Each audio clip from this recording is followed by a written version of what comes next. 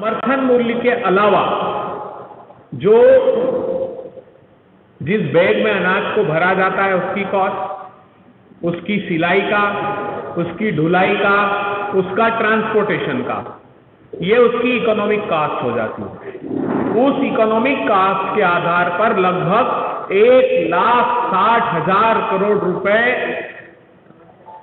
सालाना अतिरिक्त देश के नागरिकों को 5 किलो अनाज के माध्यम से हम लोग देने जा रहे हैं। सिर्फ इतना ही नहीं, कांग्रेस ने यह भी घोषित किया है कि प्रत्येक गरीब परिवार को दाल और तेल भी हम लोग उपलब्ध कराएंगे। प्रत्येक गरीब परिवारों को दाल और तेल भी उपलब्ध कराया जाएगा। इसके साथ ही एक बड़ा धोखा देश की आबादी के साथ और मोदी सरकार ने किया। आज हम पूरे प्रमाण के साथ ये बात करते हैं कि मोदी सरकार ने पूरे विश्व में एकमात्र देश हिंदुस्तान है जिसने अपनी जनगणना नहीं कराई, जिसने अपने सेंसस नहीं कराए। ये कहकर कि कोविड के क्राइसिस है हम नहीं करा सकते, लेकिन कोविड के बाद सभी देशों ने अपनी जनगणना कराई। उसका असर क्या पड़ा वो बहुत महत्वपूर्ण है देश के लोगों को जानना। आज 2011 की सेंसस के आधार पर ये खाद्य सुरक्षा का कानून लाया गया। उस खाद्य सुरक्षा के कानून में 75% अर्बन और 50% रूरल पॉपुलेशन को इंक्लूड किया गया। वो जनगणना कितनी थी तो वो सेंसस के आधार पर 121 करोड़ लोग देश में निवास करते थे।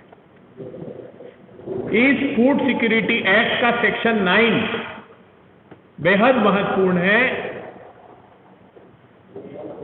ये कानून कहता है कि इसकी संख्या अगर धारा 9 में संशोधन करोगे तो ही बढ़ाई घटाई जा सकती है, या जनसंख्या अगर फिर से जनगणना कराएंगे तो उस जनगणना के आंकड़ों के आधार पर ही इसकी संख्या बदली जा सकती है। तो हुआ ये कि आज आबादी 141, अनुमानित आबादी 141.7 करोड़ हिंदुस्तान की है। तो 121 करोड़ से 141 करोड़ अर्थात 20 करोड़ लोग जो भारत में रहते हैं उसको इस कानून के दायरे से छोड़ दिया गया। अर्थात हम 75% अर्बन और 50 रूरल और 50% अर्बन को के आधार पर मूल्यांकन करें तो 10 से 12 करोड़ लोगों को इस खाद्य सुरक्षा कानून में नहीं लाकर इस देश की बड़ी आबादी को धोखा मोदी सरकार ने दिया है। ये हमारा गंभीर आरोप मोदी सरकार पर है।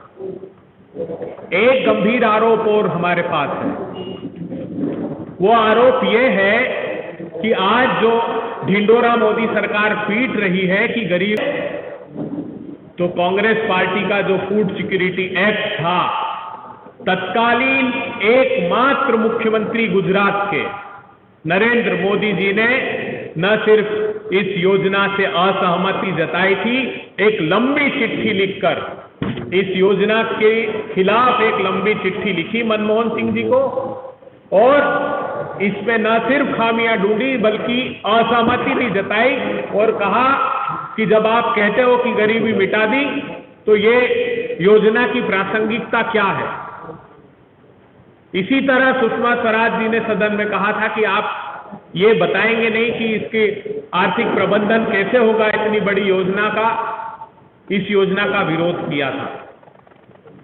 आज हमारे पास ये प्रमाण मौजूद है और हम पूरी चुनौती के साथ ये कहते हैं कि प्रधानमंत्री गरीब कल्याण योजना 1 जनवरी 2023 को बंद कर दी गई है और हमारी योजना का ही नाम बदल दिया गया है।